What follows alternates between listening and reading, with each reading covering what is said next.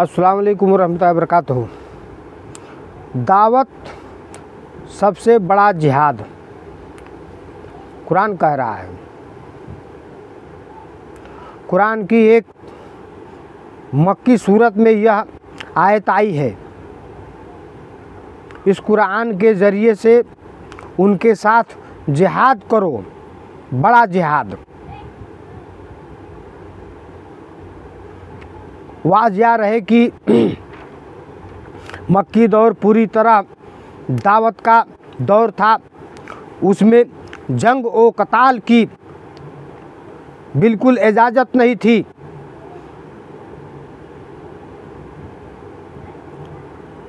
उससे मालूम हुआ कि अल्लाह के नज़दीक सबसे बड़ा जिहाद कुरान का पैगाम इंसानों तक पहुंचाना है। इस सिलसिले की कोशिश को ही सबसे बड़ा जिहाद कहा गया है। कुरान की इस आयत से यह भी पता चलता है कि इस्लाम का जिहाद एक पूरा अमन जद्दोजहद का नाम है। किसी भी दर्जे में वह पुरतशद्दुद जद्दोजहद नहीं। शरीयत में जंग के लिए कताल का लफ्ज़ है, न कि जिहाद का। कुरान के ज़रिए जिहाद को जिहाद कबीरा का कहना एक अजीम हकीकत की तरफ इशारा करता है। इससे मालूम होता है कि नज़रबाती जद्दोजहद पुरतशद्दुद जद्दोजहद के मुकाबले में ज़्यादा अजीम और मौअशर है। ज़्यादा वह बड़े नताइज हमेशा पुरअमन फ़िक्री जद्दोजहद के ज़रिए हासिल होते हैं, न कि जंग व कताल के ज़रिए। हकीकत यह है कि कुरान के ज़रिए जिहाद यानी पूरा अमन दावती जद्दोजहद ही असल जिहाद है, बल्कि यह सबसे बड़ा जिहाद है। दावते इंसानियत को पहुँचाने का मिशन। एक अंधा आदमी अगर कुएं की तरफ बढ़ रहा हो और यह अंदेशा हो कि अगर वह इस तरह चलता रहा तो चंद लम्हों में वह कुएं के अंदर गिर जाएगा, तो ऐसी हालत में फ़का का मतफ़क़ अलैह यह मसला है कि देखने वाले को चाहिए कि वह दौड़कर उस कुएं में गिरने से बचाए। उस वक्त यह देखने वाला शख्स अगर अपना रास्ता तय कर रहा हो तो उस पर लाजिम है कि वह अपना रास्ता छोड़ दे। अगर वह खाना खा रहा हो तो उसको चाहिए कि वह अपना खाना छोड़ करके उस अंधे आदमी की तरफ दौड़े। अगर वह नमाज पढ़ रहा हो तो ज़रूरी है कि वह नियत तोड़कर वहाँ पहुँचे और उसको बचाए।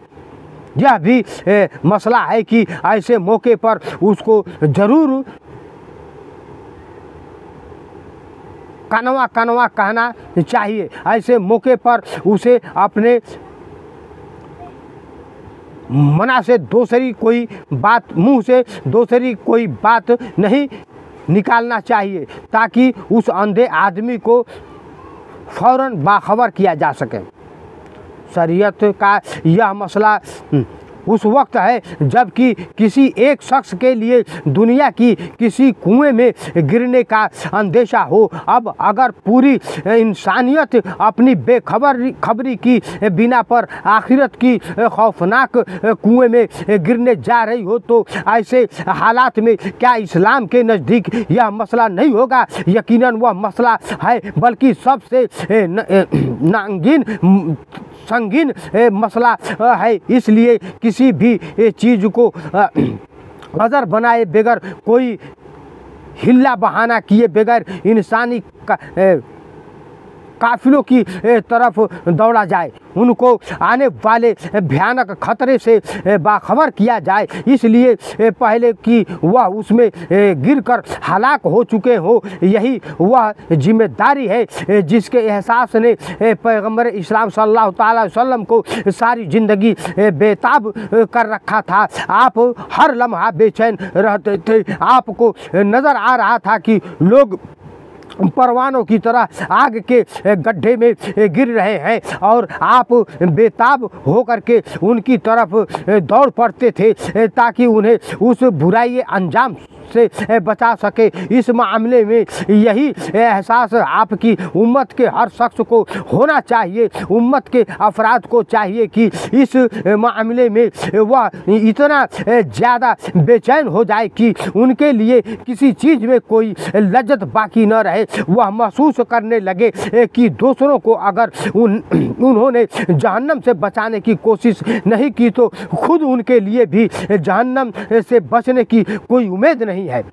जो इस्लाम यह कहे कि एक आदमी अगर कुएं में गिर रहा है तो तुम अपनी नमाज छोड़ करके उसे बचाने के लिए दौड़ो, वही इस्लाम क्या यह हुक्म देगा कि जब तक तुम्हारे मुसलमान को नमाजी न बना लो उस वक्त तक उसके बारे में कुछ न सोचो कि दुनिया के लोग अपनी बेखबर की बिना पर आखिरत के गड्ढे में गिर रहे हैं। जिस इस्लाम की तालीम यह हो कि ऐसी मसरूफियत को छोड़ करके अंधे को कुएं से बचाने के लिए दौड़े, वही इस्लाम क्या यह हुक्म देगा कि जब तक मुसलमानों के मुआशी हालात सुधार न लो उस वक्त तक तुम्हें अहले दुनिया को हलाकत से बचाने की फिक्र करने की ज़रूरत नहीं। जो इस्लाम यह कहे कि तुम अपनी सफ़र को रोक करके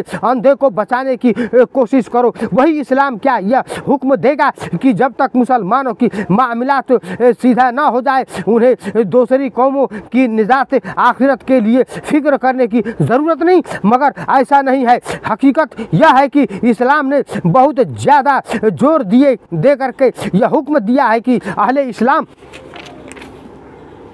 दूसरे की निजात को खुद अपनी मसाइल बनाएं। वह तरजीह के बुनियाद पर इस दावत काम के लिए सरगर्म हो यहाँ तक कि अगर ज़रूरत हो तो दूसरे कामों को छोड़ करके उस काम का अंजाम दे। अगर अहले इस्लाम दूसरों की निजात के लिए न उठे तो सख्त अंदेशा यह है कि खुद उनकी अपनी निजात अभी खुदा के यहाँ मुसीबत हो जाएगी। एक शरीफ आदमी किसी अंधे को कुएं में गिरता हुआ देखे तो वह दीवाना वार उसको बचाने के लिए दौड़ पड़ेगा। इस तरह से अहले इस्लाम पर फ़र्ज है कि जब वह देखे कि दुनिया की कौमी ज़िंदगी की हकीकत और उसके अंजाम से बेखबर तबाही के गड्ढे की तरफ से चली जा रही है तो वह आखिरी हद तक तड़प उठे और हर मसलहत को नज़रअंदाज करे और हर आज़र को गैर अहम करार दे कर पूरी तरह उसके लिए सरगर्म हो जाए कि वह दुनिया की कौमों को हिदायत का पैगाम पहुंचा दे। वह उनको खुदा की रहमतों की साया में जगह देने वाले के लिए अपनी सारी कोशिश सिर्फ सर्फ कर दे। खतरा अपने आप में ऐलान का तकाजा करता है कि एक आदमी कुछ लोगों के साथ चल रहा हो और अचानक वह जहरीले सांप को देखे तो यह इंसान नफसात के खिलाफत है कि देखने वाला सिर्फ अपने आप को सांप से बचाने पर फनाअत कर ले और दूसरे अहम सफ़र लोगों को आगाह न करे। यकीनी तौर पर ऐसा होगा कि देखने वाला एक तरफ अपने आप को उससे बचाएगा और दूसरी तरफ वह सांप के अल्फाज में चीख पड़ेगा ताकि दूसरे लोग भी उससे बच जाएं।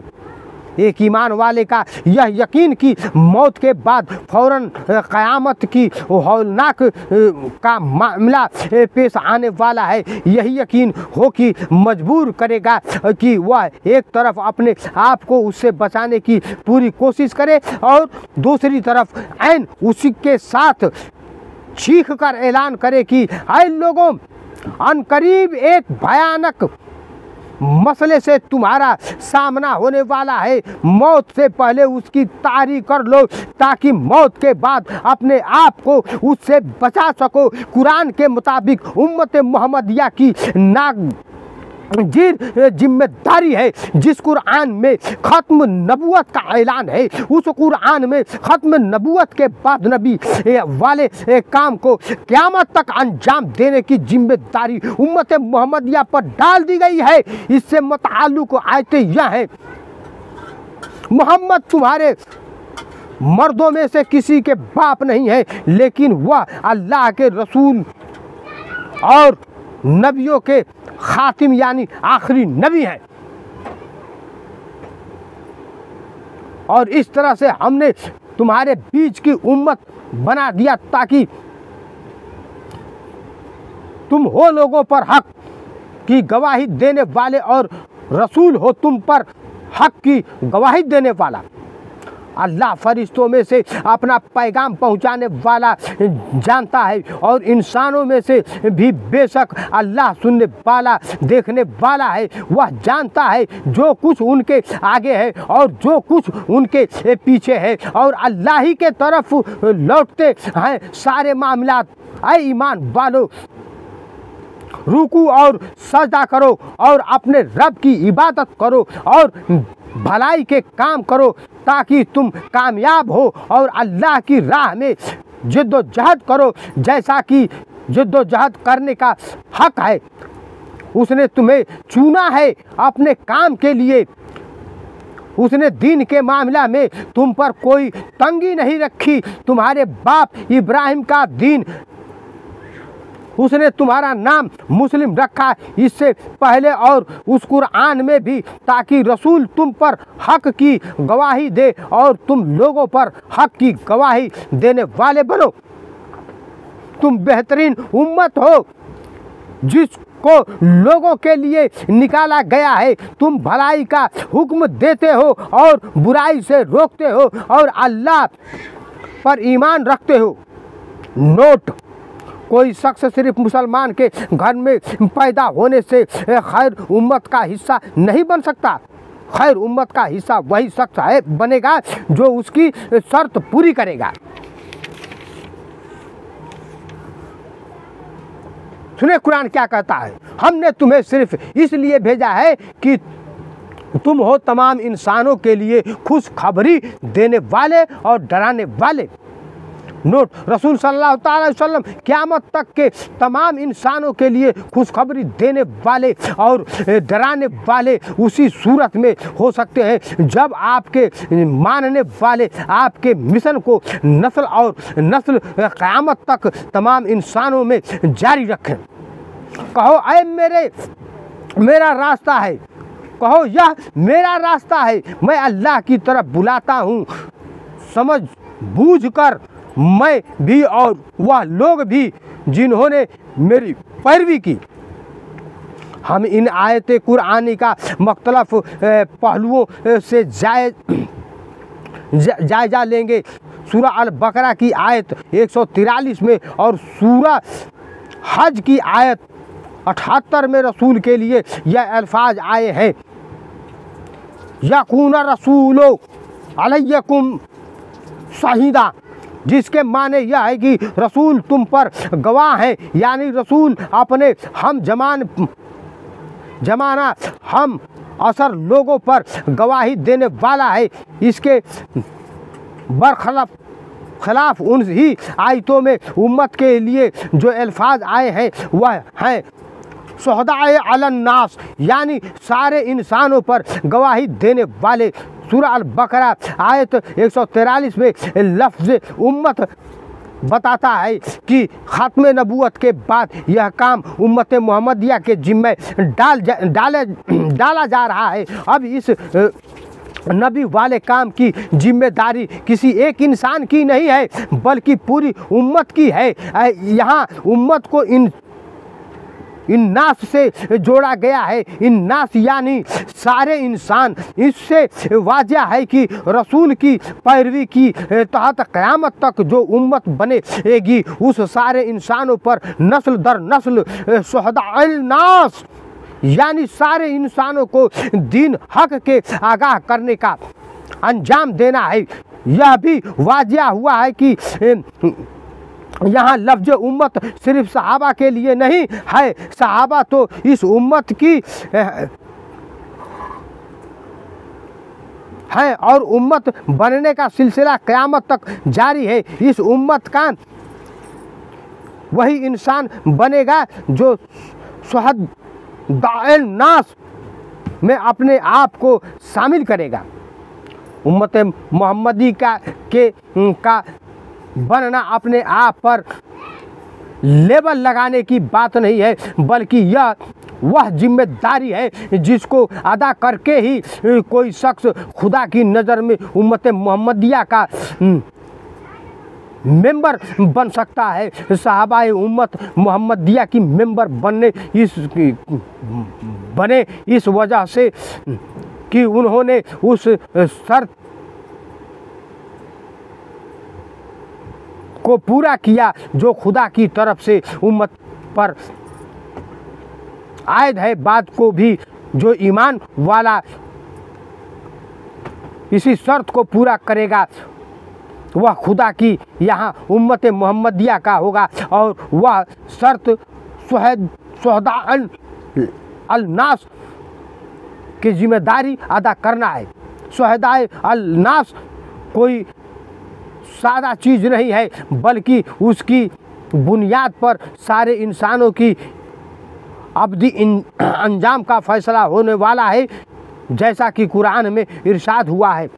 और ज़मीन अपने रब के नूर से चमक उठेगी और किताब रख दी जाएगी और पैगंबर और गवाह और हाजिर किए जाएंगे और लोग के दरमियान ठीक ठीक फैसला कर दिया जाएगा और उन पर कोई जुल्म ना होगा। यहाँ गवाह से मुराद गैर पैगंबर वाई है। जो मुसलमान शुहदाए नास की शर्त को पूरा नहीं करेगा, उनके ताल्लुक़ से कुरान वाला पैगंबर खुदा की अदालत में उनसे अपनी बेताल्लुक़ का इजहार करेगा और यह गवाही देगा कि और रसूल कहेगा कि ऐ मेरे रब, मेरी कौम ने उस कुरान को बिल्कुल नज़रअंदाज कर दिया। नोट, कुरान को नज़रअंदाज करने वाले वही लोग होंगे जो कुरान से रस्मी और नस्ल तक तो रखे हुए थे, लेकिन न वह खुद कुरान की तालीमात पर अमल करते थे और न कुरान की दाई थे। कोई शख्स कुरान को सच्चे मानी में अपना और कुरान का दाई न बने ऐसा हरगिज मुमकिन नहीं। यहाँ तक कि हम बात यह भी वाजिया होती है कि जिन लोग के ताल्लुक़ से खुदा का रसूल अपने बेताल्लुक़ का इजहार करेगा, उनके लिए कुरान में लफ्ज़ उम्मत नहीं आया है, बल्कि लफ्ज़ कौम आया है। उन कुरानी बयानात की रोशनी में उम्मत की हकीकत पूरी तरह से वाजिया हो जाती है।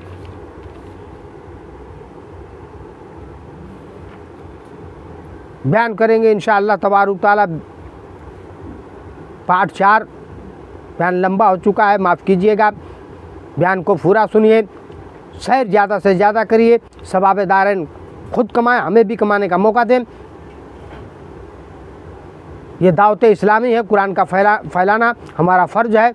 बाद इसके बयानात के हम हर आयत और सूरह का बयान जो है तर्जुमे के साथ करेंगे इंशाअल्लाह तबारुक ताला।